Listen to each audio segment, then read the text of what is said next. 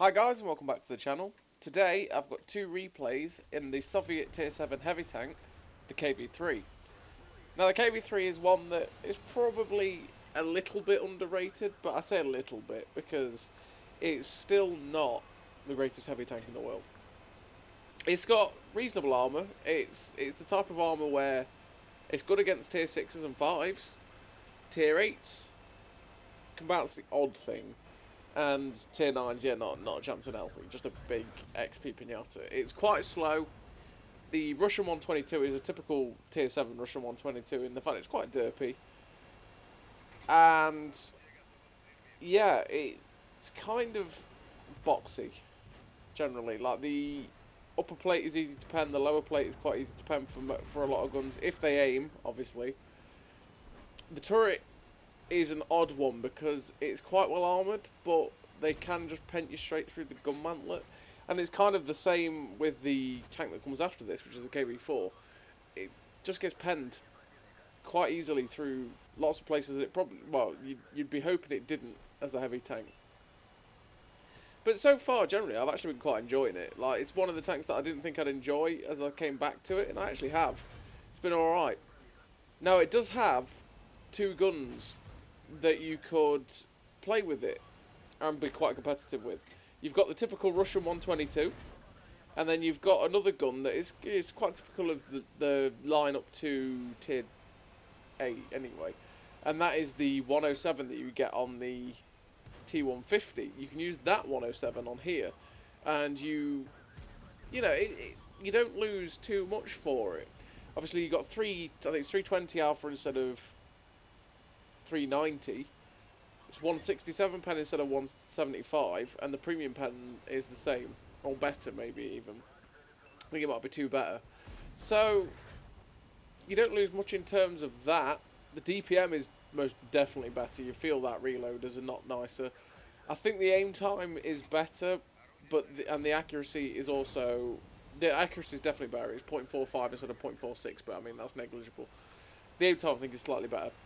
And actually, I don't know, in my play through of this, actually, the 107 has actually been quite nice to use. So both these replays can use both different guns, and in this one we're on Westfield, and we've just been working this little ridge line like we probably shouldn't have been allowed to in a 5 degrees of gun depression heavy tank. And we're just using this 122 to slap them in the side and stuff when they were too aggressive. Now this brick decided to come all the way over and slap us. He didn't get punished for it, which is, a little bit sad.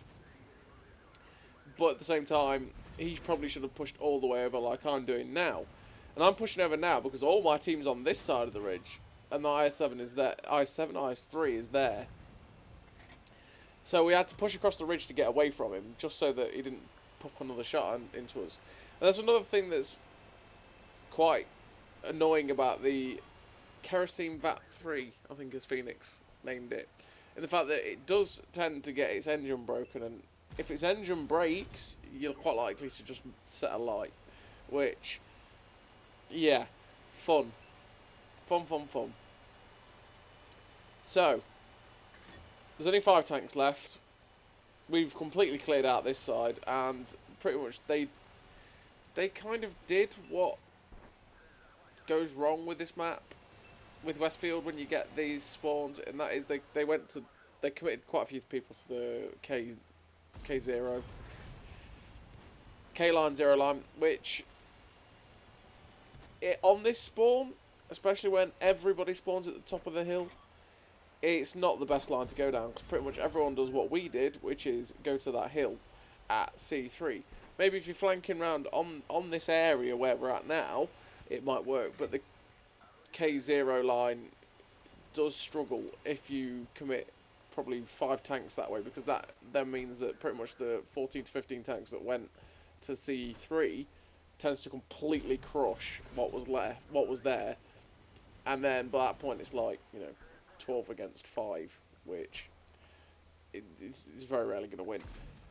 But that's my experience of it generally. Like the K0 line on Team Destruction doesn't quite work because of just the way it spawns everyone, which is quite annoying because the K0 line can be a nice area to fight, and it disregards quite a bit of the map as well. Now Rashada, what? RNG takes the shell straight into that guy on the move. Jesus, that was a big snapshot. I mean, you know, you've always got to be happy when RNG takes your shell like that, right? So there's only one guy left. It's this Stone Cold. We pop a nice auto-aim shot straight through the destructible fence, which meant we couldn't actually see this guy. We're aiming up and track damage, because why not? Because we're firing AP, and it's a Stone Cold, and for some reason those things just ricochet shots that they probably shouldn't. We ricochet off his upper plate. I probably could have done just as well with the HE, which, yeah, we're just reloading the HE now, and he's dead anyway. I probably could have killed him with the HE if I'd splashed him on his upper plate towards his turret anyway, which is why I started to load it instead of the APCR. So we finished that game. We get a Ace Tanker Confederate, 1800 base, and 3.4k damage nearly. What's that, like 4.3k combined? Nice game for the KV-3 with the big 122. I do like the 122 because the 122 slaps, which is always nice at tier 7, especially when you get top tier, because you can just take so much health off people. But the 107 is just pretty nice generally. It's got quite nice DPM, and the gun handling too does feel quite nice. So here we are with the KV-3's 107, and we're on Ents, which is a map I've not seen in ages. Same as the one we've seen just before, Westfield. It's been a very, very, very long time since I've seen either of these maps, which, for the higher tiers, I'm quite happy not to see this map. But for tier 7, for tier 7 heavies, for tier 6, I actually quite like this map. This is a map that's okay for lower tiers, but not for tier 9 and 10. It's just too small generally. So we've got the 107, and the matchmaking is horrendous. It's tier 9. So I've just gone, you know what, we're not mucking about. I mean, in KV-3, I think this was one of the first games I played in it. And it was like, not mucking about, just load the APC, get the 219 pen in, we're going for it. So this Conway drives in, luckily misses, slap the shot into him, we're looking for another one. And like I say, just look, the reload is actually quite nice. And it's the same on the T150, it's actually quite nice to use. It reloads quite quickly, it actually feels like it handles quite well too.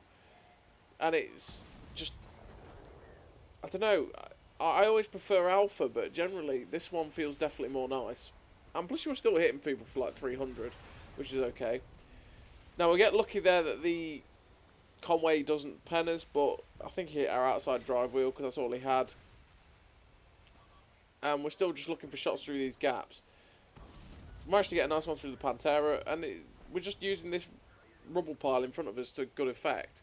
Because this area here is really nice because you do get this rubble pile where you can sit behind it and not, you know, pull back and pull forward basically. So I can just keep pulling back behind this rubble pile, concealing my tank while I reload, and then pull forward and pop another shot in.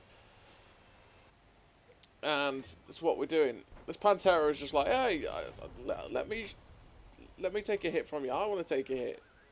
Popped out, let me shoot him. Very nice of him. Now that our T-44 and heavy tanks are going, and it's time to move into this area. So we slow down, try and pop a shot on the P-44 Pantera. Unfortunately, it doesn't go in.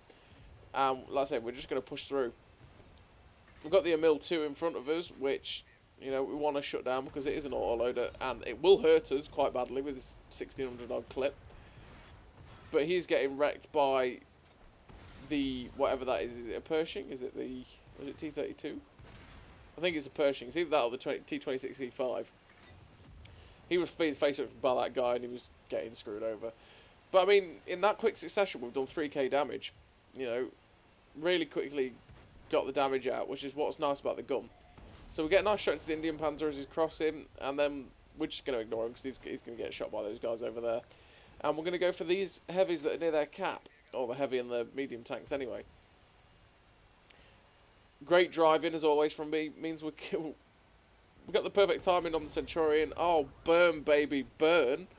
He's full burning as well, and then he gets shut down by someone else. And there's only these guys left, so we're going to go shut them down. Trying to get there, I hope, but get a nice free aim shot on that M41 90mm. Because of the walls and that, it was harder to tell where he was, so it was always easier just to free aim it. Because if you're trying to aim it like by looking down the sights at him, sometimes you might screw it. Whereas if you free aim it where you kind of think they are, it can be a lot easier to hit those shots through multiple walls. That was a quick fire game for the KV-3, won the 105 in a horrific matchmaking on Ensk. And like I say, when you get into a nice brawl and you've got this 107, the DPM of it actually really helps you a lot. Now, obviously, the lower standard pen isn't as good as the 122, but it's only by like 6 pen, and it's really helpful. So we finished that game with obviously 4.5 high caliber ace tanker, 2.1k base, 14 shots fired, 13 hits, 13 pens. That's what happens when you get this gun in a nice brawly situation. It means you can really put it to good use. And on the whole, I have enjoyed the KV-3. I've enjoyed it with both guns. So it's still a case of I just keep changing it up every now and then to use each different gun, because it's quite fun to use either. So as always, everybody, thank you very much for watching, and I'll see you next time.